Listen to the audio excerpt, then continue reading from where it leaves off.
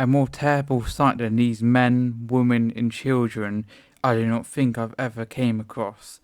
To say that they were emaciated would not give you idea of what human beings can undergo under certain circumstances. We went on further and were shown the place where a child lay who had been recently born, and its mother was unable to carry it from debility and exhaustion. So the slave trader had taken this little infant by its feet and against one of the trees.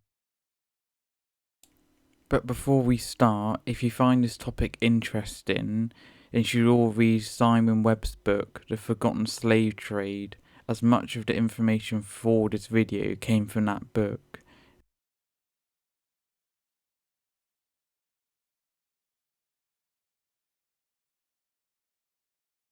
When people discuss slavery, the trade in Christian European slaves is often overlooked. Few people know that the capital of Ireland was founded by Viking slaves in 1841, with many of these slaves being transported from the major slave hub in the region, which was Bristol. By the time of the Norman conquest in 1066, the English city of Bristol was already an international centre of the slave trade, where English slaves were transported to Ireland and from there to Scandinavia and Africa. We also know around about the same time that around about a tenth of the population of England were slaves, about 450 years before the transatlantic slave trade.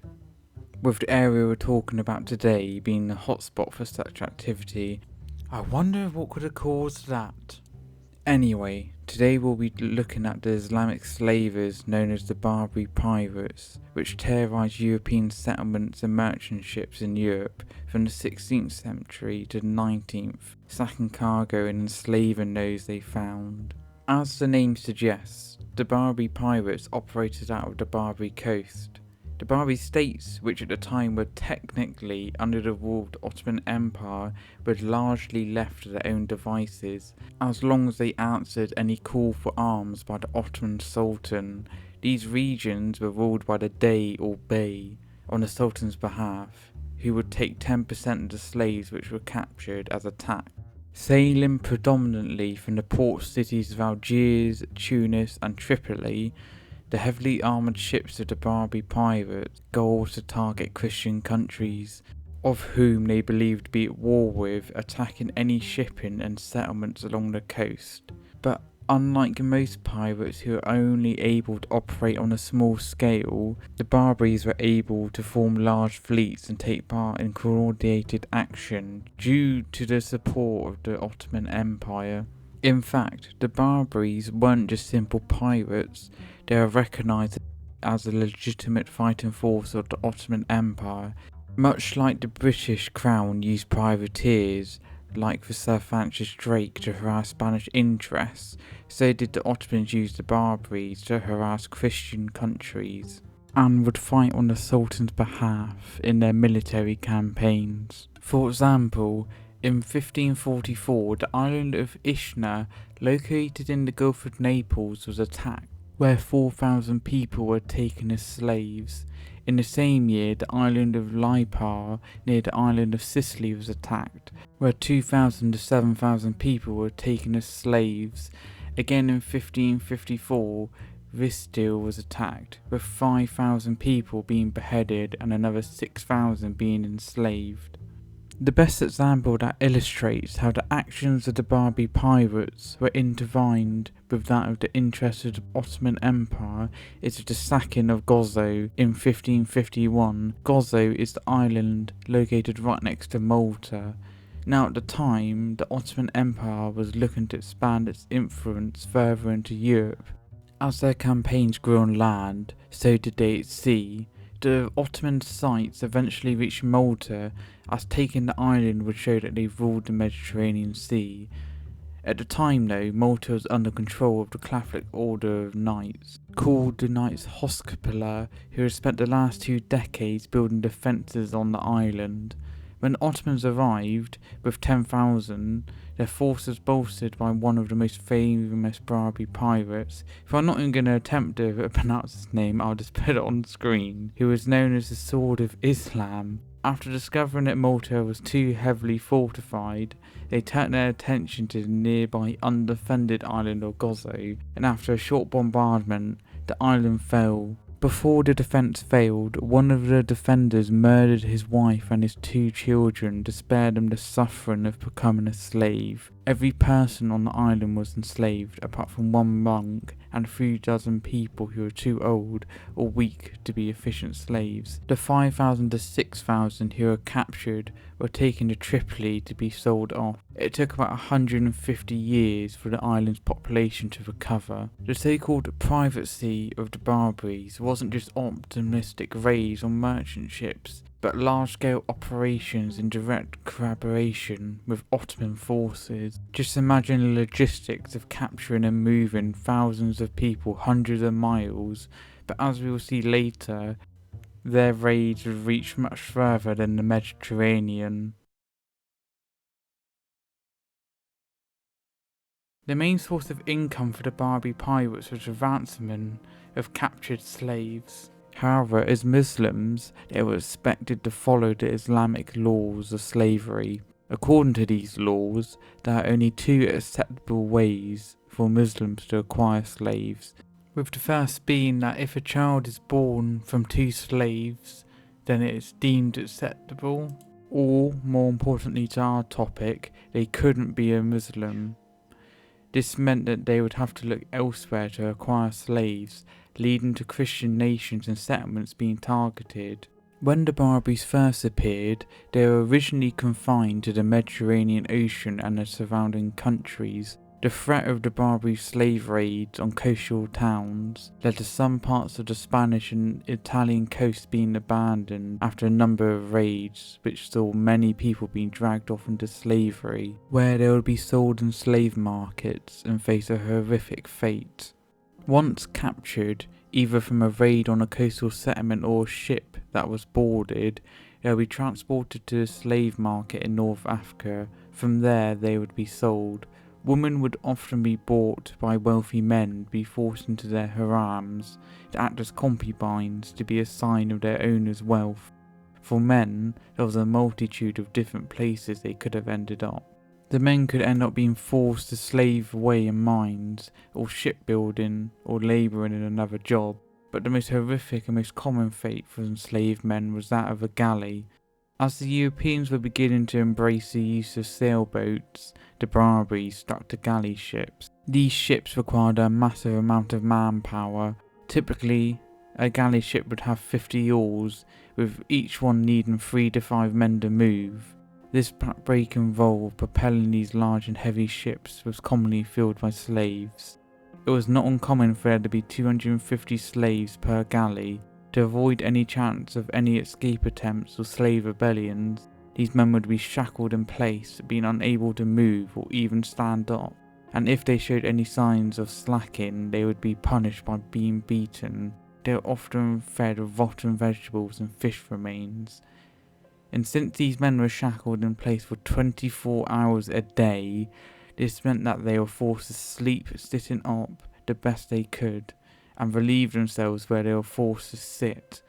Due to hundreds of men having to live like this, being confined to such a small space, they often spent their days ankle deep in human waste, with some sources claiming that a galley ship, powered by slaves, could be smelt from miles away.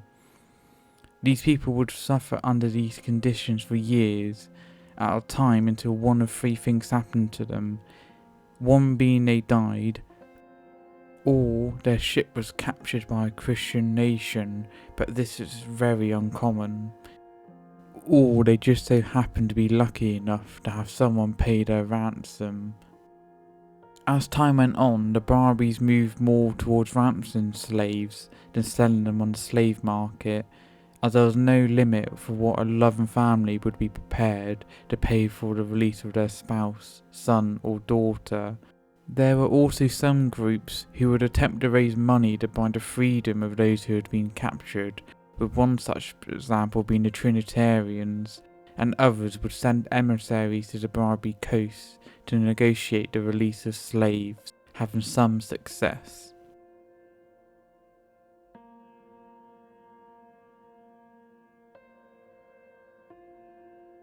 In August 1625, a Barbary raiding party landed at Mounts Bay, Cornwall, in the south of England. The locals who saw the ship anchored fled to the nearby church for safety. Unfortunately, this wasn't enough to save them, as they were found and dragged off, with around about 60 people being taken. In April of the same year, 3 ships from Cornwall and 1 from Dartmouth and Devon were captured, with all those on board these ships being taken as slaves. In August, still in the same year, the Mayor of Plymouth wrote to the Privy Council in London to plead for assistance from the English Navy, as in just 10 days, 27 ships, along with all their crew, had been taken. In 1634, 2 ships taking goods from Minehead to Ireland were taken with their crew. In March 1635, 33 ships from England, Scotland and Ireland were taken along with their crews. In June of that year, 3 shipping boats between Falmouth and Lizard were taken. The British Isles suffered a number of raids in the south of England and Ireland between 1609 and 1616. A total of 466 ships were boarded, with a crew of the ships being taken to North Africa to be sold. The British Isles suffered many raids from the Barbary slavers, but why was it that just a short while ago the English Navy was able to defeat the Spanish Armada in 1588, but now they are unable to defend against these attacks? Well, there's a number of reasons for this, first of which is that James I, who ascended the throne of England, Ireland and Scotland after Elizabeth, neglected the navy. Even with a functioning navy, it would have been unlikely that they would have been able to do much against the Barbaries, as their galley ships were a lot faster than any other European ships, which are slow and heavy, and would have easily slipped away. Because of this, the Barbaries are able to operate in the English Channel with impunity. The English wasn't the only country to face such attack, with Spain, Italy and France similarly having to deal with such attack. But another country that faced the infamous attack was Ireland. In 1631, in the middle of June, a fishing boat was captured. One of the fishermen managed to strike a deal with Jan Zoon, I'll just put his name on screen, a Dutch man who converted to Islam. The fisherman made a deal with the Dutchman and his slavers that he could guide them to a small village full of potential slaves if in return he would remain a free man, which they agreed to. In the night he led a party of slavers to the small village of Baltimore, taking the village by surprise. They were able to capture 80 women and children and 20 men. The children were separated from their mothers, with only 3 of the women who would ever make it back to their own country. After the attack, all the nearby settlements moved to larger towns to avoid a similar fate, leaving the area depopulated. By the time of Charles I, he was under a lot of pressure to enter into negotiations with the Barbaries to secure the freedom of those who had been taken. He refused though, arguing that paying off their releases would only lead to more attack. The situation grew so bad that the Barbaries even established a base on Lundy Island just off the coast of Devon. From Lundy, they were able to attack any ship they pleased travelling through the Bristol Channel. At one point, Jan Soon, the same Dutchman who led the slave raid on Baltimore, carried out a raid in Iceland on the 2nd of June 1627, only taking a few dozen slaves. This proved to inspire another group of slavers to do another raid 2 weeks later, and it was from this event that we have one of the best accounts of the slave trade. During this raid, 350 prisoners were taken. Among them was a 60-year-old man. He was a minister. He was going to be left behind, but due to his 11-year-old son and his wife begging not to be separated, the slavers agreed to take him. When they reached Algiers, the governor of the region took one of every 8 of the captured men, women and children. They released the old man as he would be useless as a slave, but hoped he would negotiate payment for ransom for his family and the others who had been taken. After making the 6-month journey to Copenhagen to plead for help with the release for his family, he had no luck due to the ongoing 30 Years' War.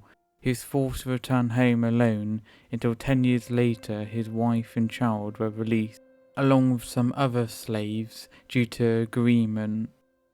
As previously mentioned, the British Isles were unable to do much to protect their shores from the slavers, but why didn't the rest of Europe, who were also struggling against the Barbaries, do anything? Well, this is largely down to the bloody 30 Years' War, which saw the continent tear itself apart on religious and political grounds.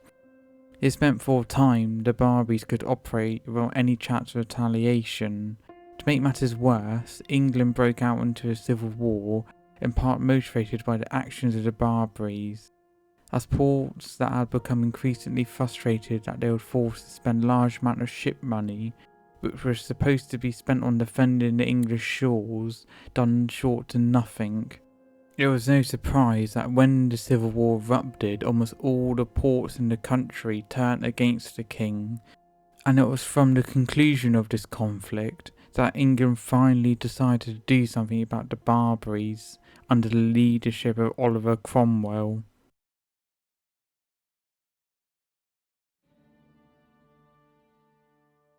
After the English Civil War, Parliament emerged victorious.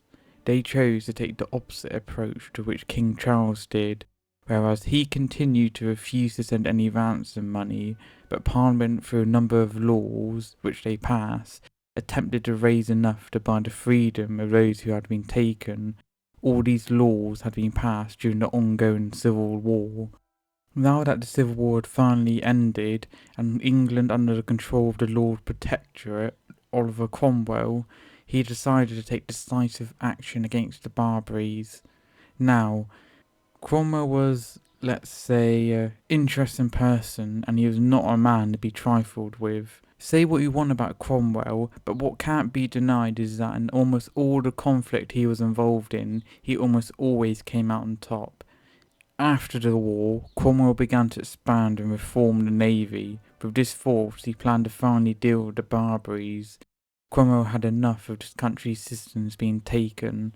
Cromwell had three motivations to deal with the Barbaries, with one being to end the constant raids and seizure of ships, and another was a more personal reason, as Cromwell was a deeply religious man who opposed the Ottoman Empire on religious grounds, viewing it as a profane nation.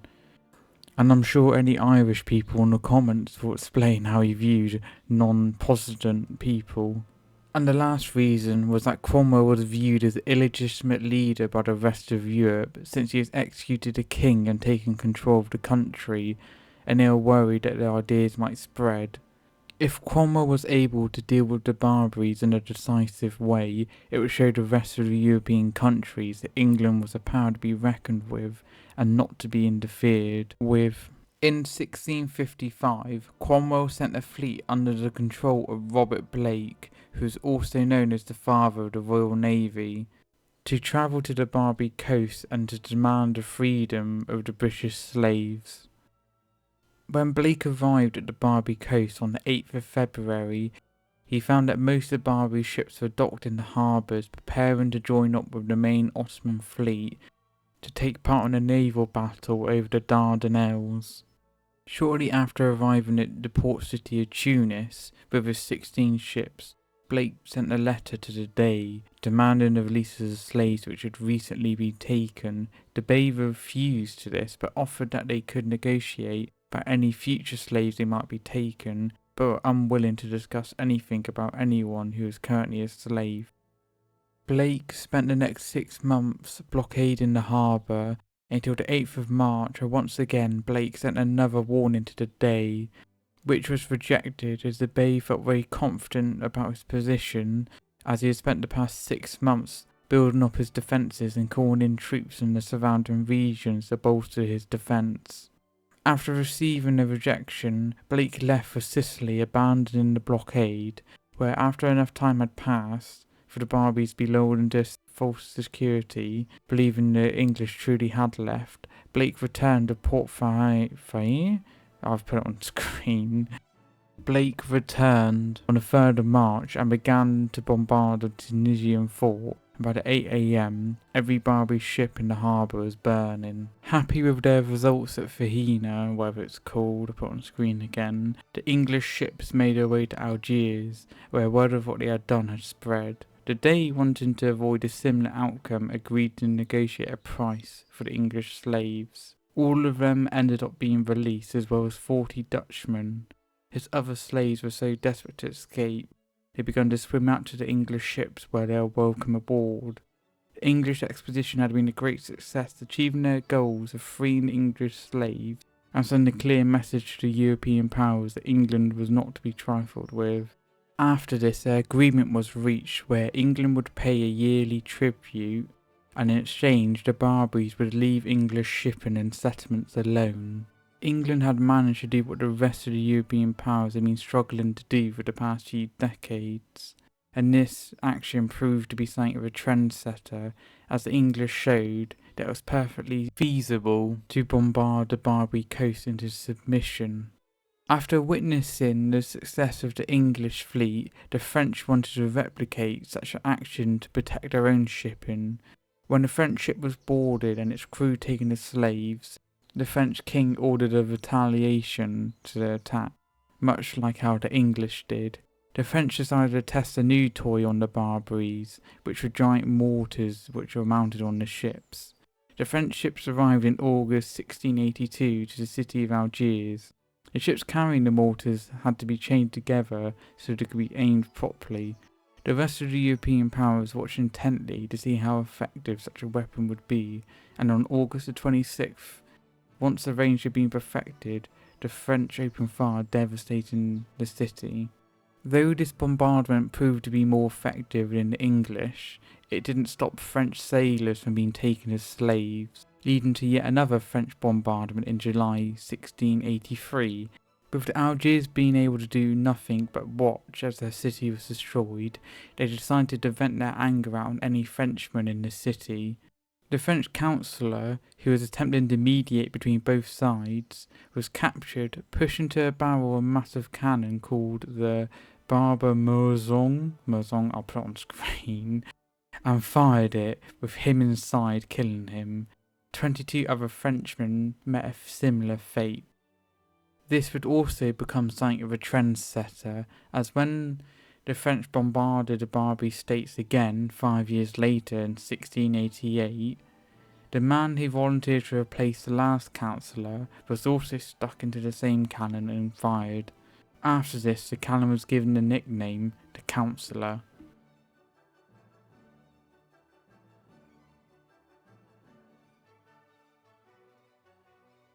Despite the 4 successful bombardments against the Barbaries, with France and England both displaying they had the military power to defeat the Barbaries, the attacks against Christian ships and settlements still continued.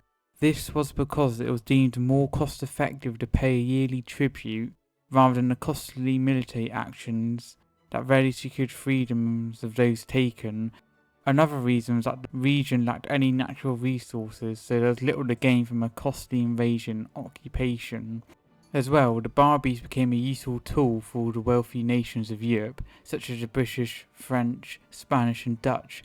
As they could afford to pay yearly tribute to the Barbaries, they allowed their ships to travel freely throughout the Mediterranean, whereas the poorer nations could not afford such an expense, leading to their ships being targeted and allowing the wealthier nations to dominate Mediterranean shipping. One of the nations that suffered was Denmark-Norway. At the time, these two countries used to be one unified colonial power, with holdings in India, Africa and the Caribbean.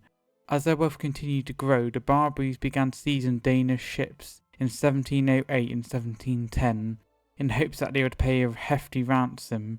The Danish king did arrange to pay full ransom for those who had been taken, but still 8 years later some remained as slaves. The Danish managed to negotiate a similar deal with the Barbaries, such as the other European powers had done.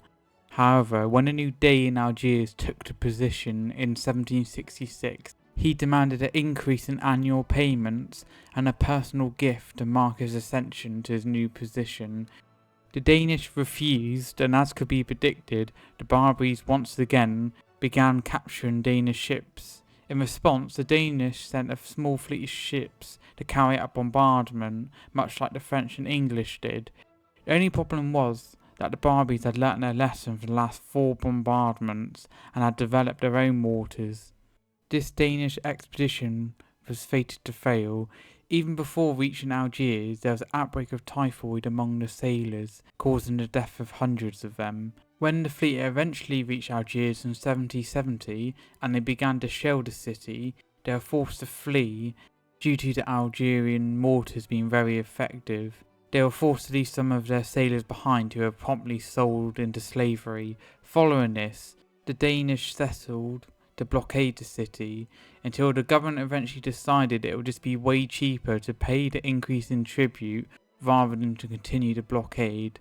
So in 1772, 2 years after the fleet was sent, a delegation agreed to pay the increase in tribute which had been the cause of all this war. It was a humiliating defeat for the Danish.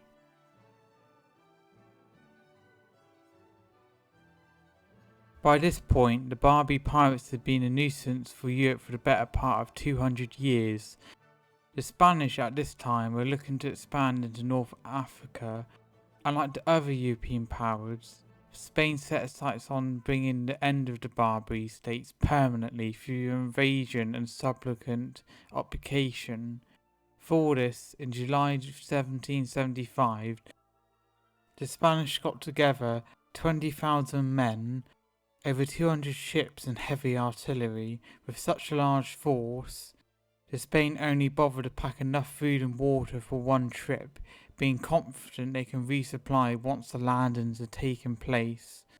But just like the Danish fleet, the Spanish had its own problems, as even before they set sail, Barbary merchants in France learnt of the coming attack, allowing the Barbaries to prepare an equal number of defenders to the Spanish attackers. When the landings took place, it was utter fiasco, as the artillery the Spanish brought them was too heavy and simply sunk into the sand, rendering them immovable and useless. In the hasty retreat that followed, 5 Spanish generals were killed along with another 15 wounded, with this being the utter failure for Spain. With the Spanish defeated, the Barbaries continued to attack Spanish shipping, promoting yet another Spanish fleet to be sent to deal with them, but with no intention of landing this time. In 1783, the 7th bombardment of the Barbary States was carried out for 8 days by the Spanish, inflicting heavy damage on the city. Believing they had sent a strong message not to mess with their shipping, they returned home. The Barbaries responded almost immediately by seizing more Spanish ships. By this point, much of Europe was sick and tired with the Barbaries' constant BS. The Spanish, the Kingdom of Sicily, and Malta began planning a joint bombardment of Algiers. Upon learning of the planned attack, the Algiers began to prepare defences, with thousands of Ottoman soldiers being sent to Algiers to help in its defence. On the 12th of June 1784, at 8:30 am, the Allied fleet opened fire on Algiers till 4:20 in the evening, repeating this for 8 days straight. It was a major success for the Allied fleet. After this bombardment, the Dey was warned that they were already planning a new attack and would do so every year until all the slaves had been freed, and they promised not to take any more. Algiers quickly agreed to this, and so did Tunis.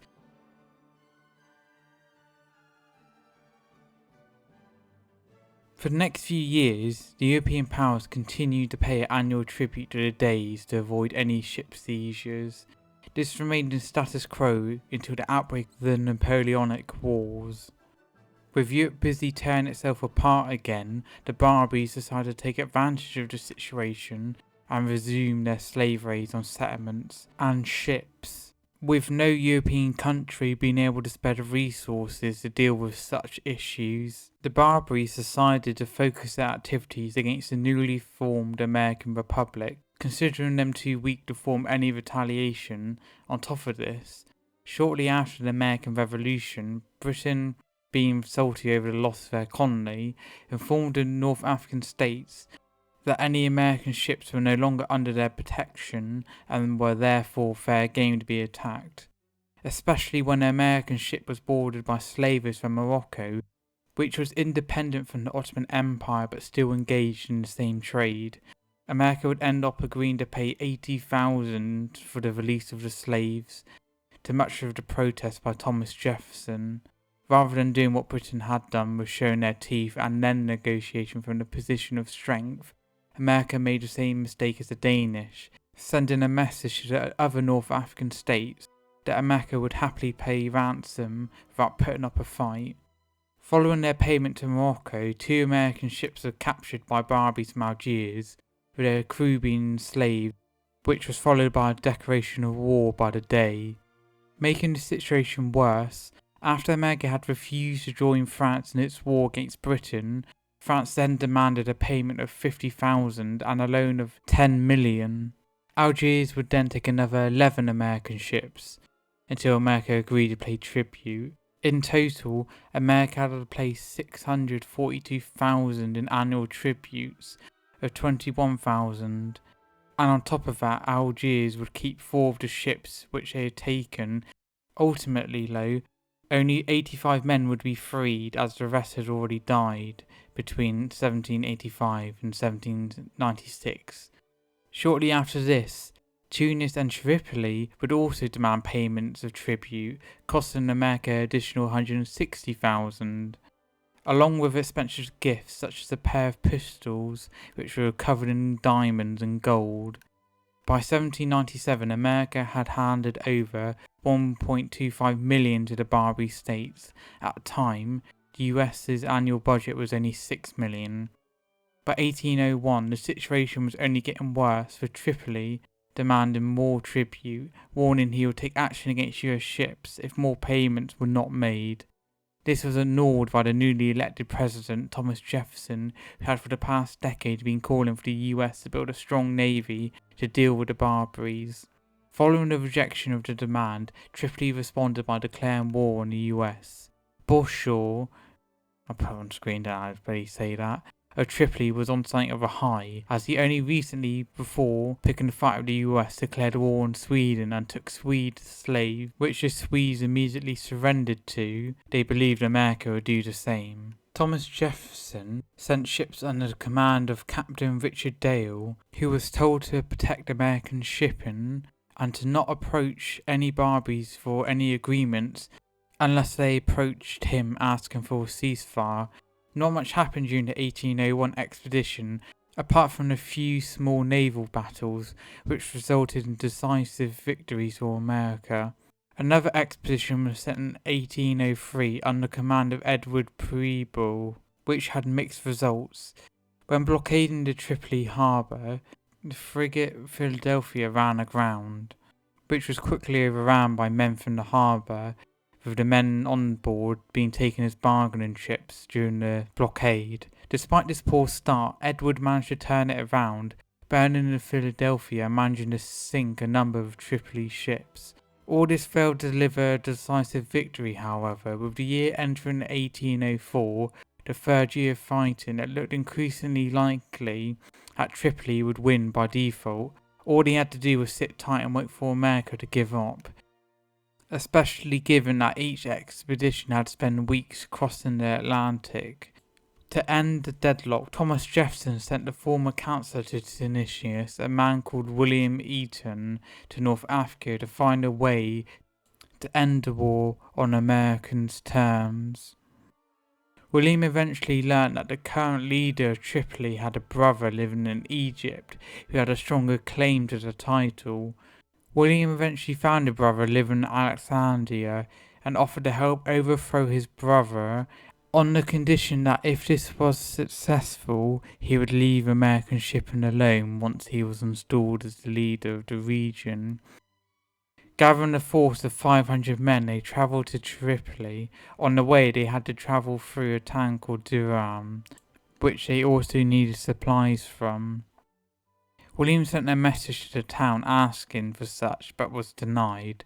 with the following battle over the town, which was quickly won with the assistance of bombardment by the expedition fleet. Upon learning of the assault on Jerome, the Barsh, oh my god, so many words I can't pronounce, I'll put them on screen, sued for peace, giving America very favourable terms. All American slaves would be freed, and with a promise that no American ships would be attacked, with America having to pay $60,000 as a ransom for the slaves, and with the treaty being signed on the 10th of June 1805. With America achieving what they wanted, the brother of the Bashaw was promptly abandoned, with William being bitter for the rest of his life how America had abandoned its ally once he served his purpose.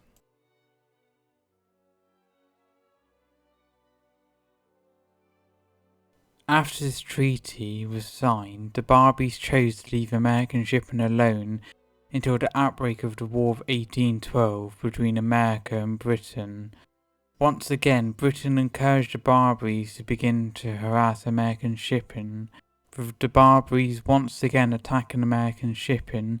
On the 3rd of March 1815, a large fleet was sent to deliver an ultimatum to Algiers, where upon entering the Mediterranean, the American fleet just so happened to run into the Algerian flagship, which was captured along with another Algerian ship. When the American fleet eventually arrived at Algiers, the Dey was left with two choices: release all the American slaves and pay compensation for the damage he had caused, or Algiers would face heavy bombardment. Ultimately, they chose the first option, freeing all the American slaves and paying America $10,000 in compensation for damages, ending the Second Barbary War. It would only be 1 year later, however, when the activities of Barbaries permanently ended. By the time of 1816, there were still many European slaves in North Africa.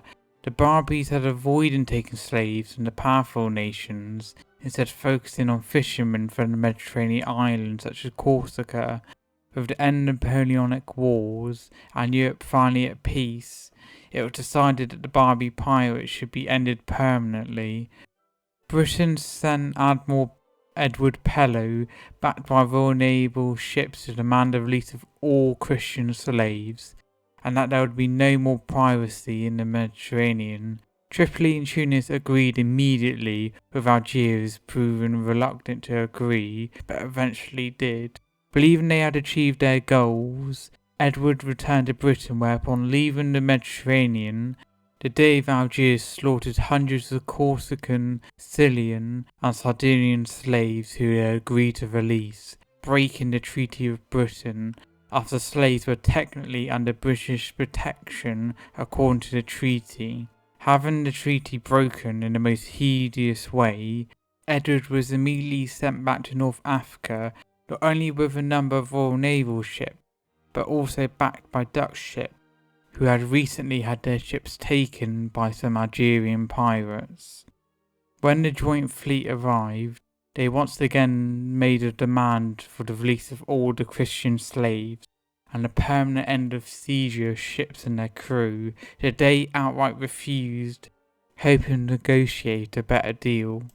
The day following the Dey's refusal for the demands, both sides began making plans to attack each other, despite both of them declaring that they would not be the first ones to open fire. The British were planning to land troops on the shores and attack the city from land, while the Dey was planning to send small boats to board the Royal Naval ships anchored in the bay.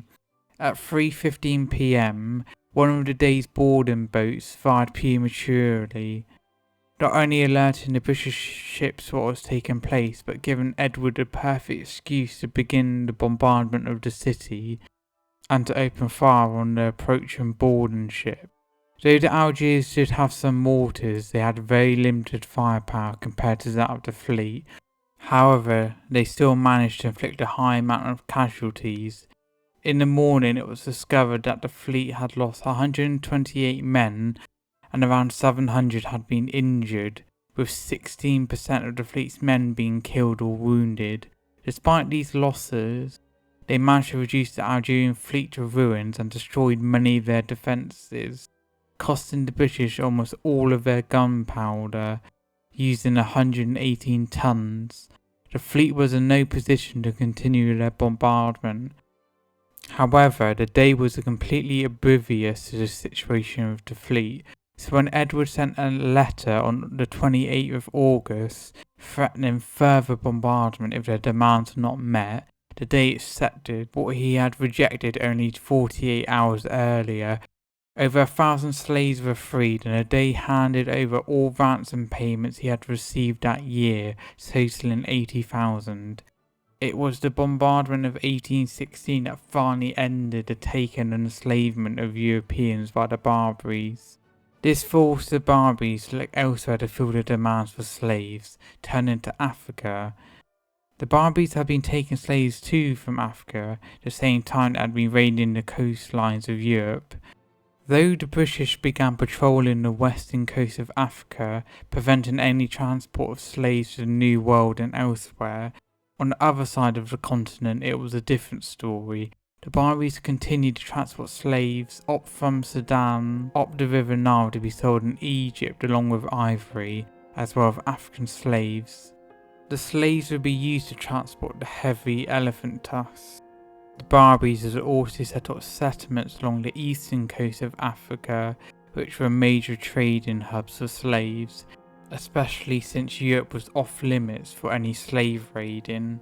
It has been estimated that between 80,000 and 100,000 Africans died each year as a direct result of the Arab slave trade. David Livingstone, a British explorer who wrote about this particular trade, from his first-hand experience, believed the number of those killed to be 10 times higher. Here's one such account from a British explorer. It was but yesterday that an explorer crossing from Lake Nasser to Lake Chinishkina, I don't know how to pronounce that, saw the whole southern end of Chinishkina, people with large and prosperous villages. The next to follow him found not a solitary human being, nothing but burnt houses and bleached skeletons. It was but yesterday, the close of 1887, that the Arabs of the north end of Lake Nisha, after destroying 14 villages of their inhabitants, pursued the population of one village into a patch of tall grass, set it on fire, surrounded it, and slew with bullets and a spear those who crawled out from the more merciful flames. Slavery in Muslim countries lasted in some places as late as the 20th century. Thank you for watching.